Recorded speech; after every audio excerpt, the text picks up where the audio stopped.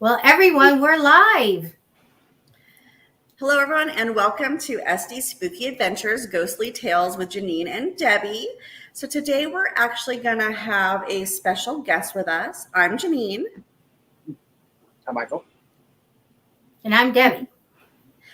Now, Michael is a director and cinematographer for Cinemason Film Productions, and he has some ghostly true life stories that he wants to share with us today. Hi, Michael. Hello. So I go over like right into them, correct? Yeah, go ahead and let us know. What is your first story? All right. I'll say okay. So it's kind of strange because they all happen like close to the same time frame. But I was doing a kind of tour or going ghost hunting at the 10th Avenue Arts Center, and I was with Debbie Duncan's group, Psychic Fixes, which is this. And I was with my my wife, and we were just kind of exploring. I was like, I had to download this app, where I can detect like ghostly signatures, that sound for the most part. And I'm like, okay, I'm in a spooky place, and I got this, and this thing's spewing random words. I was like, okay. So at first I thought it was a little funny because, with this app, I don't know how credible it was, but it was playing ads every 5 minutes. It's like, I don't want to know about like Chutes and Ladders here or Candy Crush. I want to figure out what's going on here.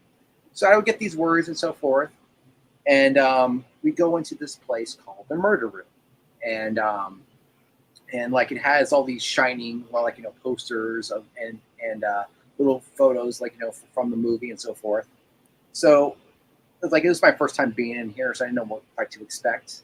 But I would go up on the other floors and like start to feel like some presences, as if it feels like, I don't know, it's kind of like an off kind of feeling, when you come across like this activity, as it were. And I was like, okay, I didn't really think it was anything spooky in that regards, but other than the fact that it just felt really weird. So I go back downstairs and I go back into that murder room, and I'm checking this little device I have on my phone, and then instantly, right then and there, I see the word "shining" come up, and I'm like, okay, so like a device, how would this device know that there was shining like posters in the room? So it threw me for a loop. I was like, what? So that was my first experience right then and there. I mean, of course, I have a few more experiences in this building, but that one right there, I was like, okay, this is not just this thing actually works. Michael, I've got to tell you about the murder room because Yeah, that Janine and I. Tell your story, Debbie, because we were all there when it happened, and it was quite interesting. It was very interesting. So the murder room, we call it that because they painted it red and they have like paint dripping like blood and handprints all over, and those photographs. And so I do readings in that room for people, and we do mediumship. Janine and Sean and Chris, who's watching, she was there too. So anyway, this one time I'm sitting there, I've got Sean and Janine opposite me on a little table here. And we had already seen quite a few ghosts. We saw this big man. We saw a girl. I saw a little boy in the other room. And so we were just kind of like talking when all of a sudden something entered my body from behind. And I'm looking at Sean and Janine and I'm saying, what is that? What is that? Something's going through me. And they're just sitting there watching the show. And so she literally froze. She froze and she was kind of stuttering, like she couldn't talk. It was really interesting. It was this big part of energy going through my body slowly. And then when it released, I was like, it went out. And I said, so what was that? Janine, do you remember what that was? It was a man, and he kind of was watching you, and you were kind of connecting with him and the little girl spirit that was there. And he just all of a sudden turns and slowly walks through you. right through me. He's like, And I'll that show you was that I'm weird. here. I was so glad it happened because then I got to experience what it's like. Because I always take, those, Michael, the space blankets, in an emergency, they put it around that foil blanket to warm them up. And I always have water for people because we had a lot of problems in the theaters and stuff where people would have to just leave the building. They get out of the room or leave the building. So, but I wanted to know, well, what are they experiencing? Like, are they wussies? Come on, And then when I had that, I go, I now know what it's like to have a ghost walk through you. It is not the most pleasant thing. It's uncomfortable, but it's like a whole bunch of buzzing energy and then when it goes out, then you feel it. There's a tug. So anyway, Michael, that was crazy. I felt that. I actually did have like a similar sensation.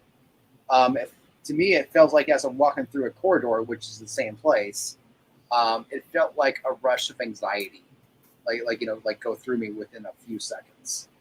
Oh, wow. And then when that happened, is actually you're at the tail part of this. I felt that, and then I come downstairs, and you're in the like the foyer area, and then like I felt like this cramping and pinching, right here, that just kind of just stayed there. I'm like, well, what's going on here? Then I tell you what happens, and you pray over it, then all of a sudden it dissipates, like instantly. Mm-hmm. So to me, it's like, what the heck, what's going on here? I mean, like, and so forth, because they kind of just latch onto you in that way. Yeah, well, when they come in, they can go home with you. But my job is to make sure that nothing goes home with anybody. If anything gets close, I've got we call it scrabbly juice. I have my stuff that takes it away. And some people that are watching know about the wampum tree and Janine. So we can dissipate those, I call them gumbies and scrabblies and a little bit stronger things. We can take care of it. But that theater is haunted. Yeah, I'll say this, within arm's reach, I still got your stuff like by my window. Comes in handy. Never had a problem in this place since. Yeah, I'll say that the way I always describe it to people is it kind of feels like you're frozen, like you can't move, like your feet are pinned to the ground. And then that sensation you get when your feet or hands fall asleep starts to kind of overcome your body with static electricity. It is definitely not comfortable. But the most important thing is, most spirits, if you tell them to stop it or to leave you alone, will obey you. Then we have a few like the wampum tree where Debbie has to come in and get them with that scrabbly juice, and they do not like that at all. Well, we needed to. We had that dark apparition, and you guys were getting scratched up. Yes, and the scratching is kind of unreal because it doesn't look like a normal scratch. It turns bright red. Your skin stands up on end. And then the next day, it looks like something burned you. It doesn't even look like you were scratched. It looks like you were burned. It's very interesting. It's like somebody took something and went like this, and you could see your skin was standing straight up as it went, like shaved it. And when I got to you, you had all the skin standing up. So we did the first aid. And then Sean was all scratched up, his legs, and then I went after it. That was an interesting investigation too, because we were live on Psychic Fixes, and as we were talking about how we couldn't stand on our feet, everybody knew that we were sincere in what was taking place because on the video you could actually see things swirling around us, and so it was quite intense, like being in a hurricane or a tornado. Yeah. It was so funny. I'm over where the tombstones were, out that way with my group. And when I see you and Sean, you guys are backing up like you have that force of wind coming, and you're backing up like this. And I'm like, put everything down and said, stay together and let's get this out of there. Because we didn't know what was going on, but you could tell that it's just like you were being pushed. Yeah. Crazy. So back to the 10th Avenue Arts Center. I know we spent a lot of time in there with the Dead Talk as well as you, Michael. and your wife Jamie. Did you have any experiences in the chapel area where the priest hung himself? Because I know that Debbie has had an experience in there, and I also had an experience where we filmed what looked like an orb moving across the wood and dropping like it hung itself. The chapel is that blue and yellow room, correct? It's the main theater area when you first walk in. First floor. Yes. First off, yes, and yes. But mostly what I felt is like in the hallway area, but like the number one area that I felt the most is the kitchen. The kitchen. The kitchen. Kitchen. What was it? David in the kitchen. The kitchen is probably like my next story. So you want me to go? Yeah, let's go into the kitchen. Let me just say that I wasn't in there with all these people in the kitchen. They had gone where they wanted to. By the time I got there, everybody had like the Ovilus app or something, and it was dark, and all of them, these massive people, there was red coming off of it and screeching noises. And then, but Michael was there. I filmed that part. Let's see that now. If I recall this correctly, because I remember what the footage looked like. I was there filming, and I was just in the kitchen because I felt like that tingly kind of feeling in the air a bit. I'm filming my camera, and I see it go up from green to yellow to red, and go extremely red. And then I was with Jamie and one other person, and then in there, and Jamie says at first, like, I feel a pressure. And then the guy next to me says that I'm beginning to feel something. All of a sudden, I started to feel not just an intense pressure, but like this microwave kind of tingly feeling, the intense pressure on my head and the back of my neck. And I didn't like it. So that actually was a ghost that I've encountered before. He comes that way. Happened, and then I had to get out, like run out of the room just to have this spell. So I got it on film. So that's a cool thing. What was a lot coming? Of people felt uneasy in that kitchen, or even just outside the door. And at one point, when we had the door open, there was something kind of pacing back and forth inside that kitchen. Yeah. But it only connected with a few people that it wanted to connect with. And I believe that you were probably the one that it connected the strongest with that day. So the Ovilus kept saying, David, David, David. So I go, okay, it's David in the kitchen. And, but I think somebody got kind of hurt. That psychic that was in when you're on the other side of the door, the kitchen door. Michael, were you there when somebody went into a little room and got kind of scratched up? I saw that. There was a rotten egg smell, and I saw a scratch on the neck, like two scratches, like right here. And it was how you described. It was like kind of like that burned kind of feel, kind of like that scratch look. If that makes any sense. Because like he did this with his neck, and there was like the two scratches like right there. Yeah. And I saw that. I came in at like when you guys were right, you're heightened about it. But yeah, I definitely smelled that room. It smelled like a burned rotten egg smell. Right. And well, we knew that there was something in there, and I said nobody go in there because there is something in there. And one of the people that went in was a very well-known psychic, and he went in, and I think he was really surprised that he couldn't control it or whatever, and it got him. Because that whole area on that floor was kind of intense, like that little theater that's connected to where the kitchen is, and then the little changing room to the side. We actually just recently did an investigation at the 10th Avenue Theater just a few months ago. And what's interesting is my friend Dave was with us. Totally different David, right? Mm-hmm. And from that room, the office kept saying David. So we took Dave in the room. And it was happy that Dave was there. And it would only talk to him. But the feeling in that entire area was not a good spirit feeling.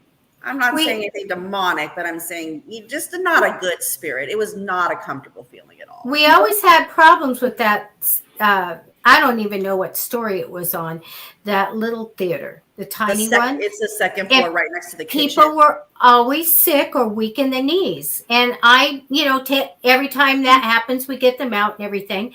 That last time I went in, Janine, and I'm not afraid of these things, Right. but I went in there and I said, darn it, for Pete's sakes, I'm so mad because my knees were going out.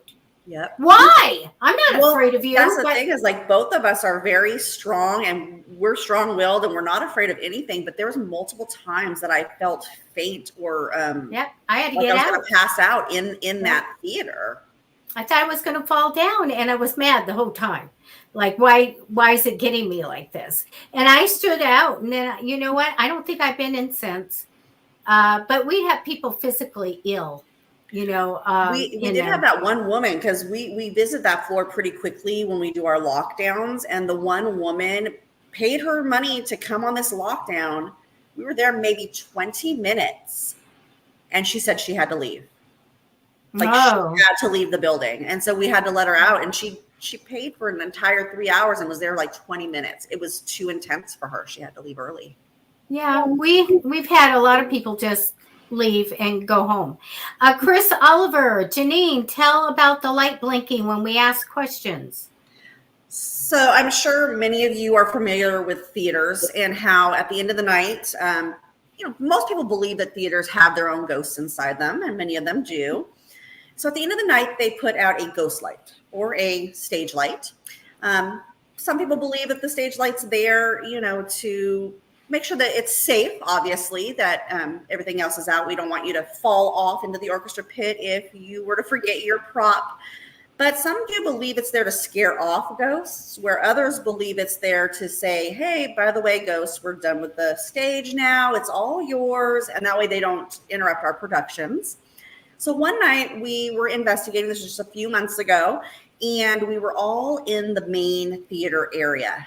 And the stage light was on, and we were just kind of talking, connecting with the divining rods and the ovulis, when suddenly we noticed as we were asking questions, the stage light started turning off and on to answer them.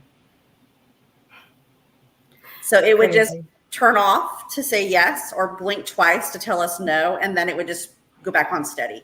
And it would only do this as we were asking questions. So I went and unplugged it, plugged it back in to make sure it wasn't malfunctioning, and it just continued to answer our questions using that stage light.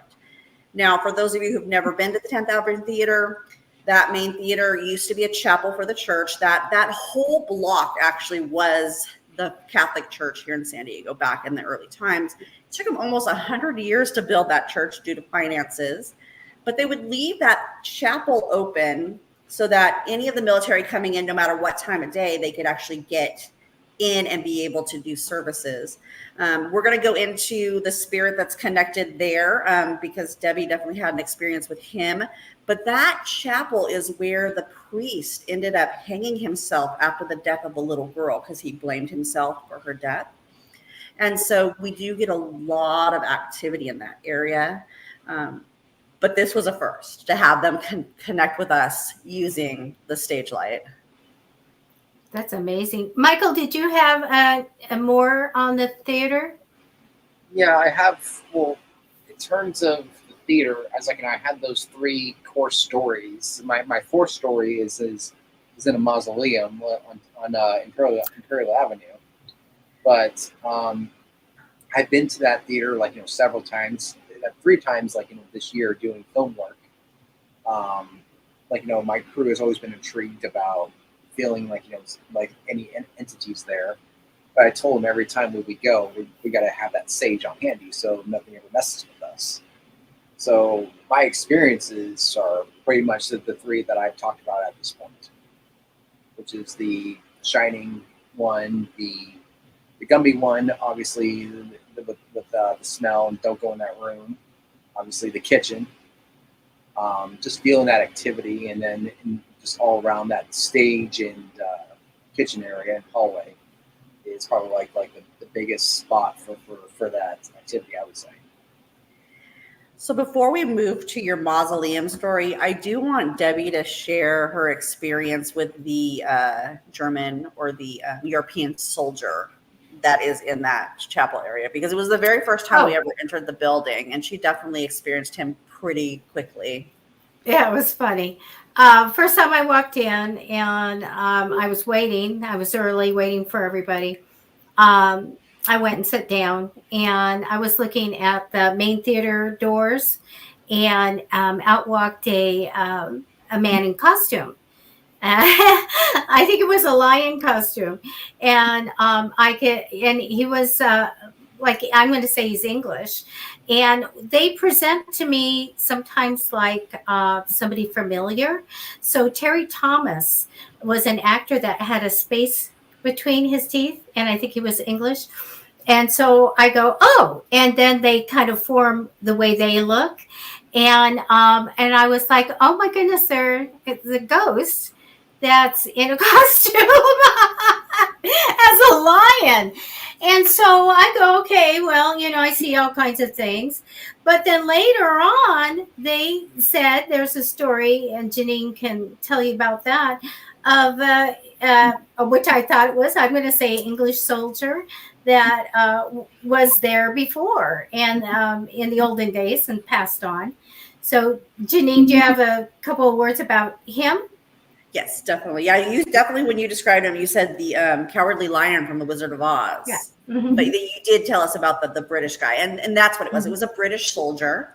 So the story is that he was fighting in the war, and he was a medic. And so he was actually trying to save a soldier.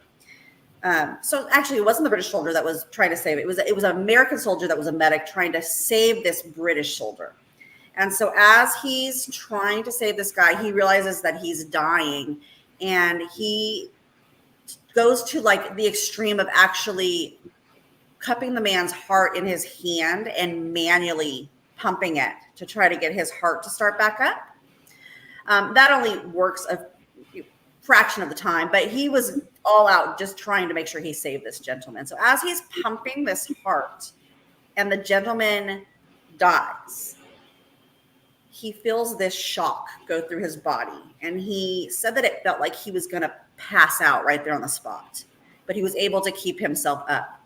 So this gentleman eventually comes back to the United States, and he ends up in San Diego. And the first thing he does off the ship was come to the chapel there at the 10th Avenue Theater, which at the time was the Catholic Church. And he's going to pray for this man who lost his life. And so as he's in there, he's knelt down and he's praying, and that sensation goes through his body again, like electricity. He feels like he's going to pass out, and this time he does actually pass out. Now, when he comes to, he is sitting in the chair. The priest is there with him, and the guy asks if he's okay, and they all of a sudden hear somebody calling cadence. And then they see a man in a British uniform marching through the theater. So what they believe happened was when he had that man's heart in his hands and he was pumping it manually to save him, and he died, that soldier's soul hitchhiked a ride in his body here to the United States. And when he was praying in the church, that's when he left his body. And we do still see the British soldier to this day in the theater. It's amazing. Okay, Michael. All right. So we got the whole Imperial Avenue area. I think this was in Chula Vista, right? No? Okay. So in San Diego, there's a cemetery off of Imperial Avenue. It's like a big cemetery in the whole thing. So I went to go see my wife's grandparents, great grandparents, and so forth. Greenwood, maybe? Greenwood Cemetery, maybe? Yeah, that sounds about right. So it's like I could count on one hand how many times I've actually been to like a graveyard in my entire life. So first one being Old Town, that hardly counts. But this place was like the big example of it. So after we see my wife's family members, like lying there and that kind of thing, I looked around and I see like this big 3-story mausoleum. And I'm like, okay, I don't know what that building is. Is that an apartment? I don't know what it is. Is that a place where they just do business? I didn't know. So we just we're walking towards it. And Jamie explains to me, he's like, yeah, that's the point where they put like, a bunch of graves in there in the 3-story building. I'm like, what? I've never been in one of those places. So I walk in just to briefly check it out. Obviously, there's people in there with funeral stuff. The first thing I notice is like obviously the smell because of, I guess there's like exploding caskets over time, and the amount of marble and decay in there. So they had a really interesting smell. And then as I was walking around, just being just kind of awestruck about this whole structure and like the little pond area in the center, I start to feel things. Like at first, it's like, I feel my body just going, dropping in temperature. So it's starting to go cold. I'm like, okay. And then a few more moments later, it turns into anxiety. And I'm not prone to anxiety and so forth. So I know myself. Then all of a sudden, it's like I'm trying to go up a staircase, and like, I start to feel like, chest and cramping all of a sudden. So this is like a buildup of more and more like, like special things going on. And all of a sudden I'm starting to get head pressure right here. Like not, and then lastly, this tingly feeling. Then all of a sudden I'm like, I tell like, Jamie, I got to get out of here. But for whatever reason, I'm just not feeling right because I'm feeling I build up all these different feelings. So I ran out of it. I feel like there's like this gush of like, wind behind me, just like pushing me out of this building. And all of a sudden I start to feel better, like rapidly feel better. And then Jamie's like, we should probably just go home kind of thing. But then that was the same day I call up, like, like Debbie. I said, hey, this is what happened. And then she recommended I come over to her house and get what is called smelted. So that was smudged. It's been a while, but yeah, smudged. I remember when you got there and I was ready with everything. I met you at the car, got you in. I didn't want you really going through my house because I didn't know what was on you. We got by the pool in the backyard and I got out all my stuff. And you were sprayed and blessed and, everything. I know, everything to make sure you were and everything. that was an interesting day, and that had nothing to do with the 10th Avenue Theater, but that is what I feel like a full extent of everything I've ever like felt. No scratching so much, not that intensive pressure on the back of my neck, like I did in the kitchen, but I felt like to the full extent. I felt my knees getting heavy. So when you say that there was this week in the knees thing, then yeah, I could understand that. So yeah. That's my kind of reminds me of the Ensfield thing that we were just talking about on our last episode, because those poor girls, they were feeling that same pressure on the back before they were possessed. So whenever we feel that, it just kind of makes you a little uneasy, I would say, for sure. Yeah. When I'm doing a reading and I have a spirit come in to have some input to the reading, they come in and they just lightly push me in the back. There's none of that tingly, a little bit of the tingly stuff, but there's a little push. But when we get into this mix of stuff, especially if people are empaths, so it can take you over. It can be very overwhelming, and people faint or they go down, and all those things. And there's nothing quite that you can do when you have all that happening, or if you have active entities in that building that want you out or want to go with you, things like that. So Michael, you're in the same boat that we've been in, but can I tell you about infield? So last show we talked about infield hauntings, and Janine, I have synchronicity every single day, and I should be mapping it and writing it down to see what's going on. But I went and turned on Antiques Roadshow, just randomly did it. It came on, and there she was. Hi, from Enfield, England. We're at the Antiques Roadshow, and I was like, "Are you kidding?" Of everything, any place you could be there, they're in infield. But if you guys get a chance, it's a true, based on a true story, and it is, like on Roku and streaming. So the infield hauntings, but it's pretty scary. Yeah, I definitely think that we'll probably have to do a second episode just on Enfield because it's such an interesting case.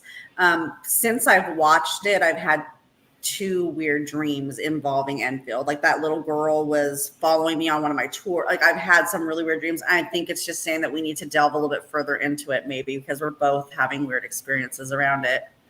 I have a question, Michael. Halloween, weren't you dressed up as the clown? Was it you? Yeah. Oh, yes, he was. Okay. And you had balloon? I mean, like, yeah, it's okay. That was a weird night because it was Halloween, and I had a friend who was just begging me to dress up as it. And honestly, I ended up looking like a really messed up Ronald McDonald because of like how my hair parts, and I didn't have that bold kind of thing like going on right there. So yeah. But I remember there was a little taunting. Some people were taunting, I think, David in the kitchen and whatever. And I remember you leaving. And what happened when you were trying to get out that front door? Okay, so that taunting, we went to the same exact kitchen where my friend was like, I told him like what happened. I even showed him like a little video I had, and he was taunting him like, it's like, come on, if you're gonna do this, pop that balloon, blah blah blah blah blah. I need you to do this.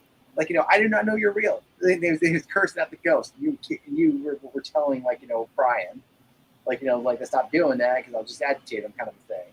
Mm-hmm. And think nothing of it. Coming down the stairs, and all of a sudden, before we get down the foyer, the balloon pops. Yeah, and I think I was there, and I think you said, if you're real, then pop the balloon, and boom, exploded. Yeah. And I was like, see, I try to get people not to taunt the spirits because I don't think that's a nice thing. But I know we have so many tours. People have been drinking. There's all kinds of a lot of things that was going on. So they want to have something happen. But we've had a lot of things happen. And Michael, thank you so much for all your stories. No problem. Thanks for bringing me along on half of them. Yes, thank you for joining us, Michael. And we definitely would love to have you back on again in the future to share some more stories because I'm sure you have plenty of them. It comes with the territory because I'm addicted to going into abandoned places for filmmaking reasons. So like, if it's supernatural, then obviously you'll hear it on here. Oh, great! That would be great. Mm-hmm. All right, so we're going to go ahead and let Michael head off to the rest of his evening tonight. Debbie and I are going to go ahead and stay on for a few minutes, though, to answer some of your questions and to do a little advertising for ourselves and Michael as well. So do stay tuned. And thank you again, Michael. We'll see you next time. Bye-bye. Bye. Bye. Oh, my goodness. Well, let me bring up something that let me get down to bring up a picture. And I believe that's it. There we go, Janine. So most of you know my name is Janine Haynes. I'm a psychic medium, a Reiki master, and I also am a life coach and a published author of My Paranormal Life, Growing Up Psychic. Book 2 is on its way this October, so keep your eyes out for that. And then just definitely check us out on SD Spooky Adventures. We also have an SD Spooky Adventure YouTube channel where we will be posting these podcasts, but myself and Michelle also do a separate podcast on Wednesdays. So go ahead and check us out there. And then Debbie, let's go ahead and talk about your stuff. Oh, if I was with it, I would probably have my books that are way over here. But I wrote a book with my co-author, Kara. And it is about my life, but it's a fantasy. It is about past lives because I'm a past life reader. And it's called The Past Lives of Deborah O'Hara. And historically, it's correct about 98%, but it's a lot of fun. And it does have the real seances, me going through a portal, which all happened. All the stories and the readings are true in my book. So anyway, I have that, and I have the series Fig Willow, and it's a children's series, but the adults like it too. So next time, maybe I'll have one with me instead of way over there. So that is what's new with me, Janine. So do we have any questions? And also, if any of our guests have some interesting experience ghostly that you want to share with us, even aliens, Bigfoot, any of that, we would love to have you on. So definitely send us over a message to Psychic Fixes or SC Spooky Adventures, and we will get you guys on our show to share your stuff with our guests. Yes. Wanna Big Wani writes, she's Princess Diana's reincarnation. I'm actually a relative of Princess Diana and King Charles, by the way. So anyway, yeah, we can talk about all kinds of things. If you guys have questions, let us know. Hi, Erica. And you're on Indian land, you have multiple experiences. Of course, that's going to happen. That's very well known that Native American land is very active. So anyway, and I'm psychicfixes@gmail if you have any questions. And we have Psychic Fixes Facebook page and YouTube. There's a lot of things if you're interested in the Wiccan things. I have a lot of how-to videos. I've got to look at my salt one. I bet it's got like 50,000 views or something just on what to do with salt. It's amazing. So both of us offer readings, so you can go to our respective pages and inquire on those as well. Here's Charles. I had something in me once, not sure if it was a ghost or a demon. I think you'd know if it was a demon. It does. I feel differently when it's demonic. So most often it's going to be a ghost that's trying to feel what it's like to have a body again, more likely than a demon. They don't get me wrong. They do exist, but it's very rare to actually come across one. Erica has a question about salt lamps. This is my take on it, Erica. I cringe when people get them that have psychic ability. Salt lamps are, people love them. They say they're healing and all of that, and that's fine.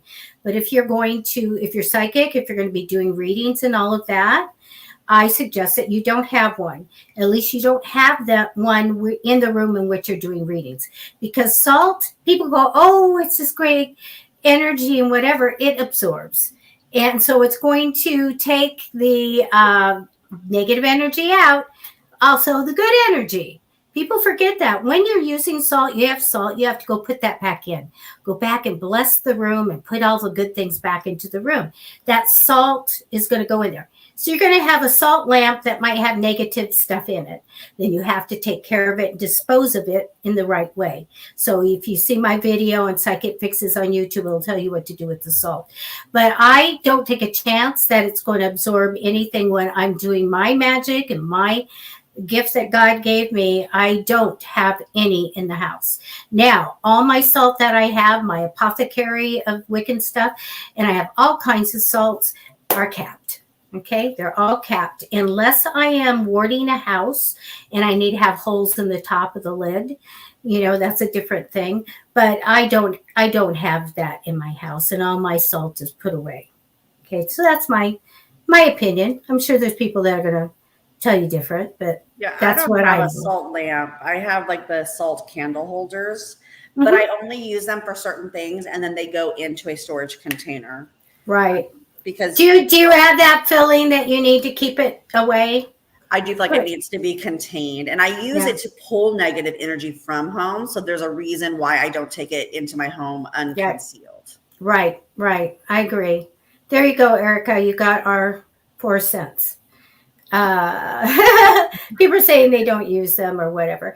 I hope that the people that are intuitive know that what not to have around them, and that would be one thing. Make sure you guys are always clearing and blessing.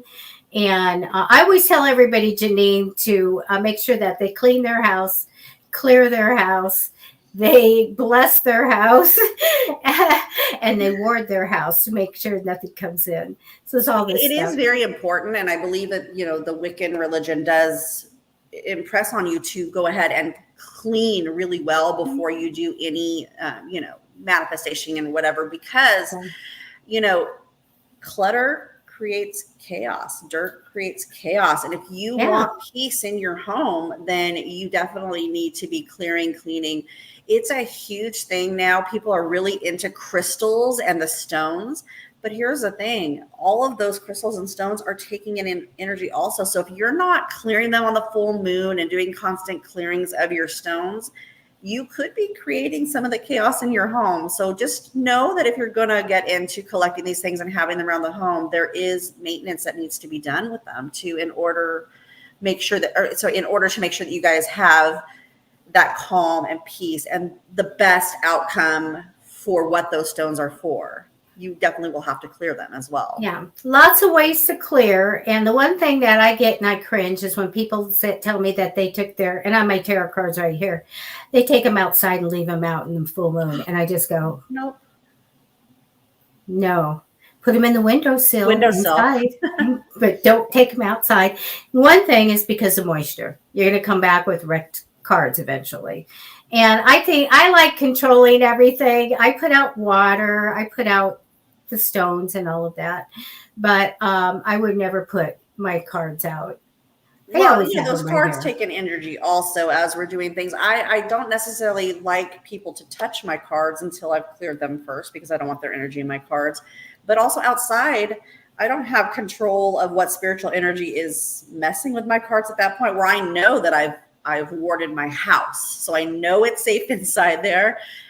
Outdoors, when people take them on investigations with them or into haunted locations, and then they're not clearing them before they bring them back into their own home, I mean, you're just asking for a hitchhiker to come along with you. It's like a Ouija board thing.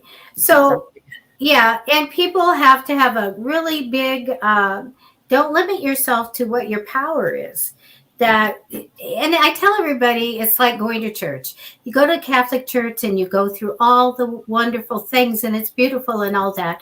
Or you go under the tree and you sit down under the oak tree and you pray. You can have it, all the bells and whistles of, I'm going to do this and I'm going to get my magic wand and do that and I'm going to clear it. Or you could say, you're cleared. There we go. You're cleared. You're cleared. You're cleared. Yep. God's name, get out. You're cleared. So that's what I tell people. I said, it depends on what you want, because people do love those beautiful rituals. They love, we're going to have the candles lit and we're going to do this and we're going to drum and we're going to do that. You can have whatever you want to do, but it can be as simple as you are cleared. If you want to do it in whatever your higher power is, that's who clears them. Whatever you want to do. It's like making your own holy water. You can make your own holy water. Or you could, go get some from the church. It's free. Yeah, you're very correct. A lot of people don't understand the power they have. Like, these spirits are not supposed to be here anymore. They were supposed to have crossed over. So this is our realm. If you have something around you that you don't like, tell it to leave. Tell it to leave. You. Well, the thing is if it's got a stronger energy, if we're getting into demons or something, they can say no. That's different. And you don't want to be messing with them. I do have, if anybody has a problem with a demon or a stronger energy, Samantha E. Harris, I have her warfare prayer, and you can get it online. She's a demonologist. Her book is right behind me. And there is a really powerful prayer, and that's what she uses when she goes and gets those high, more dark energy beings out. So we don't want to have them in our house. But we want to keep them out. You remember the time when we had the seance and stuff here, and the ghosts were outside outside the windows. We're going up and peeking in. We're like, okay, what are they doing? Yeah, and we were up on the second floor of her house, and then these two men just kind of kept peeking in the window. Yeah, because they're not allowed to come in. I have them warded to stay out, but they're looky-loos. They're looking in the window. Well, and they were drawn because there were so many psychics in the building. They want to communicate. Most of everything, I think, Janine, just wants to communicate. They want somebody to hear them because maybe they don't know that they're dead, or they're waiting for something, or they want to tell their story of what happened to them. And so they're hanging out and they see somebody, oh, well, she could see me. She could see me, and here they want to go in and have somebody to talk to. Yeah, I try sometimes to just turn it off. And I have my little symbols of like when I'm open and when I'm not. And so I'll pull my hair back in a ponytail if I'm working so that I don't get messed with. But there's every once in a while they'll try to, ignore that. But they'll be like, no, I know you see me. Stop trying to ignore me. They want to be able to communicate whatever it is that they want to communicate, or just prove like, hey, man, I know you see me. I know that when I'm not working, I just shut it off. I'm lucky enough. I'm not an empath. Thank you, God, that I didn't do that. But I can pretty much shut things off. But if I don't ward the house, then they are, there's something floating across the thing. Something's going like this, or bang, bang, bang, or whatever. And then you go, okay, that's enough. Yeah, it's like a moth to a flame. Like we're a beacon and they just sense us and they just start coming in. You see what Carlos said, he uses sage spray. That's I love sage spray. That's much better for the people who can't handle the sage smoke and they get the migraines and stuff. If you can do the sage spray, it's definitely just as effective. Right. And there's all kinds of things. Everything has some kind of energy, but magic is the intention that you put on it. That's where the magic is. So you could just take something that has that energy in it, and then we just got to build on that. But you set the intention. The intention for the sage spray is for protection. Yep. And you can also consecrate it in the name of the higher power. You are made holy, and then you've got a powerful spray. I don't want to say a weapon, but a spray. And just to that subject, like we did have an experience where my sister was in town and something attached to her on one of our investigations at Pioneer Park. I could see him pacing. He was definitely eyeing her. And so he held her down in the house. I had to re-clear my house. She had opened up something that he followed her in. But as we were saging everything, my niece had forgotten a couple items in the garage and took them into the car. Well, he had attached to those as he was like ransacking my garage. And so they're driving and they see him in the back seat and they ask him to leave the car.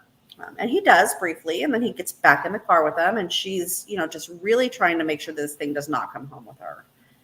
But he did. Now, he was harassing her for years in her. Oh, you're kidding. And so eventually we were like, okay, Janine's going to have to fly out to Denver to help deal with this because her coworker, and I cannot express this enough, if you do not know what you're dealing with, bring somebody in who does. Do not try to fix it yourself because her coworker said, oh, I do paranormal investigations. I can clear this from you.